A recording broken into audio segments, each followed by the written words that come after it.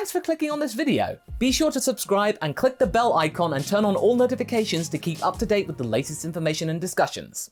Okay. Masako, you seem to have a very loose grasp of the term soon. Hey guys, MasakoX here. Yes, this one has been 14 months in the making, and I thank you for your patience, but this what if has been particularly hard for me to formulate some kind of idea that would be compelling enough for you to actually witness. In all honesty, it's probably one of the most tricky ones to formulate, in the sense that, it takes out one of the characters that was meant to be the, foundation of Dragon Ball Z, Gohan, that guy.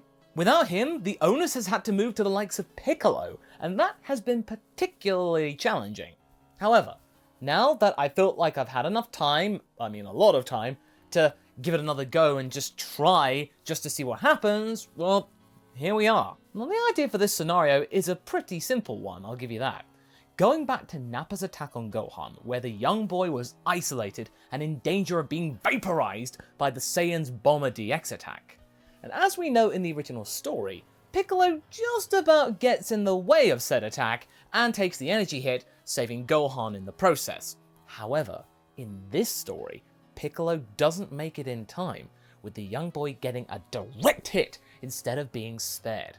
And Piccolo, he doesn't even get off unscathed. He still loses an arm, but as we know, that doesn't really matter in the grand scheme of things. But Gohan though? Gohan is gone.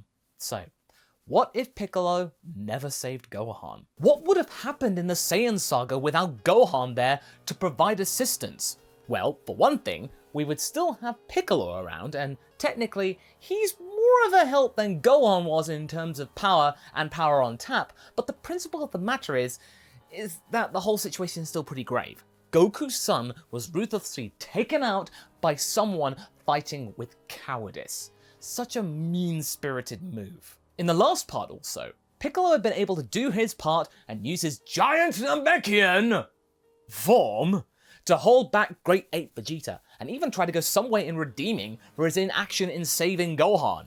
How? Well, by offing Vegeta, where Krillin had originally spared him by Goku's request. Piccolo had managed to go some way in atoning for what happened to his pupil, but that still wasn't enough though.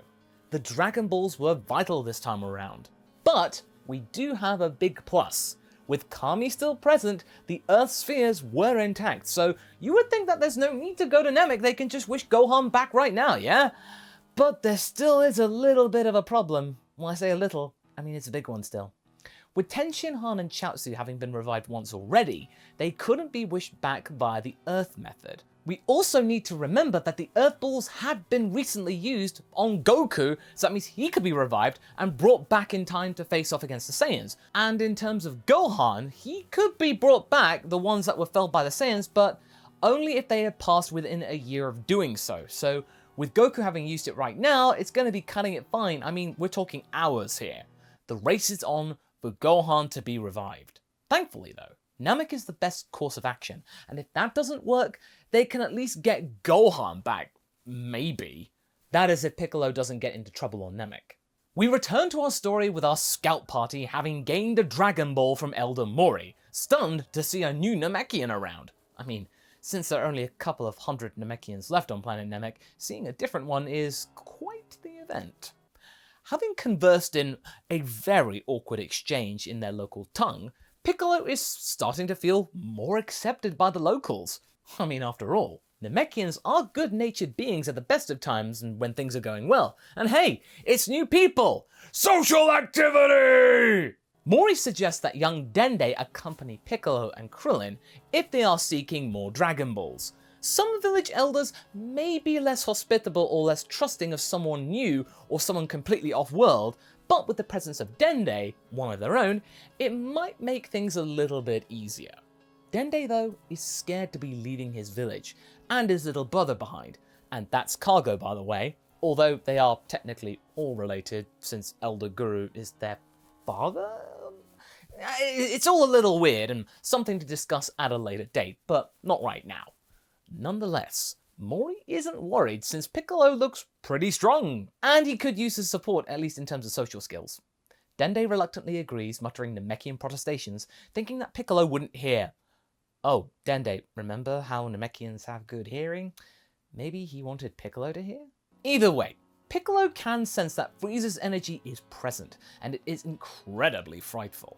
He then suggests to Mori that they should evacuate the village immediately, as something wicked this way is coming, and may be too late to stop. The Elder plus the other residents are rather unsettled by this idea, not sure whether to trust this newcomer, but Dende can sense the seriousness in his tone. This is not a joke. He may be a new guy, but he knows what he's talking about. Dende nods to Mori, and the Elder complies. They begin to pack their belongings up and leave the village, heading into the mountains, or whatever hillock they can find in the sea of green, which is the grass and the sky. But all no matter, cargo shall live. Meanwhile, Goku is on his way to Namek, but we have a problem here. In the original anime, he had 6 days in which to train. This time though, he only has 4, 2 less. Okay, he gets to Namek sooner than in the original timeline, but at the cost of 2 days worth of training. And as we know at that time in the Dragon Ball Z story, that's a lot. So does that mean that he actually ends up arriving on Namek weaker than he was in the original timeline? Yeah, possibly. However, he does still master Kaioken times 20, having realized that he should make the most of this gravity training with such little time, something that he managed to sample on King Kai's planet. This is way more effective than weighted clothing, so to stack Kaioken with weighted clothing, this is a recipe for immense gains. As a result, instead of arriving on Namek at a power level of 90,000, he's only at 60,000. Oh dear. For now though, that doesn't concern him, because he's not aware of what he could have done with 6 days. He's not aware of the future like we are. Back on Namek, Piccolo and Krillin, with the Dragon Radar at hand, start to quickly jump from township to township, requesting Dragon Balls. Now with Dende alongside them, the requests are met with much greater ease than before, since the other residents recognize Dende. After all, there is so few of them, you pretty much know everybody. And they give them the Dragon Ball. They are at an advantage here, thanks to said radar, and the fact that Vegeta isn't around to mess things up. Frieza and his goons don't have such a luxury, instead relying on just finding them by flying around at random, so it seems. Now because of these stratagems, Piccolo and Krillin bag 4 Dragon Balls in next to no time, successfully dodging the ball that is moving around all the time, which is presumably what might be in the hands of their enemies. Having secured 4 of the Dragon Balls, they head back to Bulma's base with Dende in tow to drop the balls off and then look for the remaining 2, well, which are not in enemy captivity, later on. Speaking of enemies, Frieza and his henchmen are slowly getting more and more frustrated. Where are these blessed Dragon Balls? Where are the people? I mean, he knew that Namek wasn't exactly well populated from what they could see, but this is ridiculous. As Frieza is cursing under his breath, Zarbon supposes the idea that maybe outside influence caused the Namekians to flee along with their Dragon Balls. Not a bad thought there, Zarbon, but how did anyone else know about their plans to come to Namek? Namek is a bit of an odd one. It's a long-forgotten world on the edge of the galaxy, which the Frieza Force only found about via an indirect tip-off from Vegeta and Piccolo. Who else could have it been? Piccolo. Earthlings must be here. Frieza then tells Dodoria and Zarbon to search the area around the village and erase anyone that they find, and retrieve any Dragon Balls that they have by any means necessary. So, it looks like Frieza is playing a little game of Cat and Mouse. This may be a minor inconvenience, but at least it makes this whole exercise being on this really dull world a little bit less tedious. As Krillin and Bulma discuss what happened and what to do next, Piccolo and Dende are talking. Piccolo is more open to talk to the young Namekian this time around, because when he looks at Dende, really looks at him, he can see a lot of Gohan in the young Namekian. This unlocks a certain amount of empathy from the older Namekian. They are conversing in their native tongue, with a lot of help from Kami telepathically, and they both get a little closer. During this conversation though, Dende talks about the Grand Elder, someone who could provide even more answers than Dende could. Piccolo is intrigued. Piccolo walks over to Bulma and tells her that he plans to go and explore with Dende, trying to figure out what's what. Bulma okays this, but tells him to remember to control his power so as to not arouse suspicion. And with that, Piccolo and Dende are off to visit Guru. When they get there, they are greeted by Nail! Nail is skeptical at first, but then recognizes Dende. He asks the young one what he is doing there.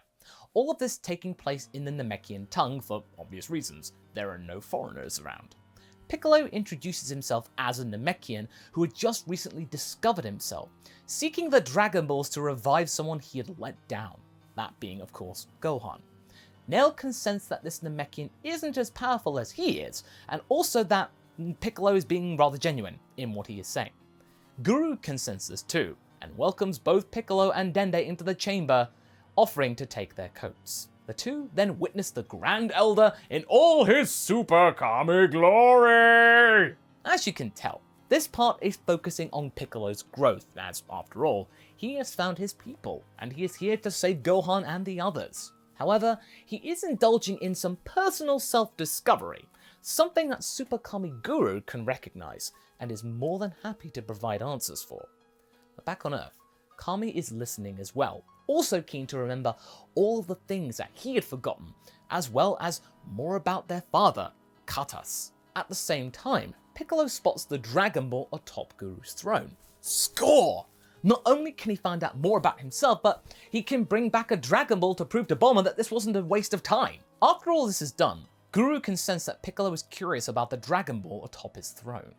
He has sensed Piccolo and Dende's journey up to now, and is willing to help out if it means it keeps the orbs out of the hands of ne'er-do-wells. Piccolo now has the 5th ball, but before he goes, Guru confesses that he doesn't have much time left, so they better get the other balls fast, or else they will become inert. He also has a parting gift for both he and Dende. He wishes to unlock their potential. This might help them in their quest. As a result, Piccolo gains a huge boost, since this power is a Namekian one, and Dende gains the ability to heal, as we know. Piccolo's power here has gone from around 4,000 to over 40,000. So why the extra leap, Masako? Personally, I feel that Piccolo has a lot more potential than the likes of Krillin and even younger Gohan did, at least at the time. Plus, I think there is an affinity bonus with the two of them being Namekians, of course. It just means that the whole potential unlocking is more potent.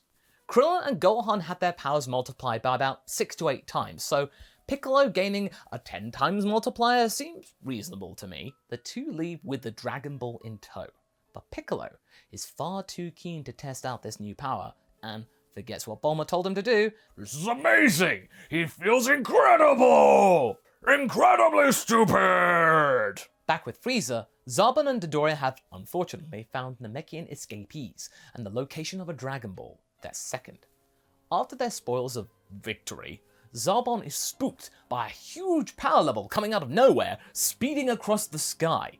He tries to track it, and it's coming up with a level of 40,000. 40,000? Where did this power come from? That's stronger than he and Dodoria are, almost combined. Trying to keep his composure though, Zarbon turns to Frieza and reports that he may have found the source of their annoyance. Frieza seems pleased when he spots this as well. Dodoria has said nothing and is stock still. Frieza turns to him, seeing the look of fear on Dodoria's face. Oh, what's the matter, Dodoria? Don't tell me you're scared of a weaker power level such as that. Surely you and Zarbon can deal with this pest. In fact, why don't you go and do just that? I'll finish up here. Zarbon and Dodoria have no choice but to comply. The stage is set for Piccolo versus Zarbon and Dodoria for the 1-star Dragon Ball. And that's where we're going to be leaving things for right now. So what do you guys think? How do you feel about the onus moving on to Piccolo and his journey?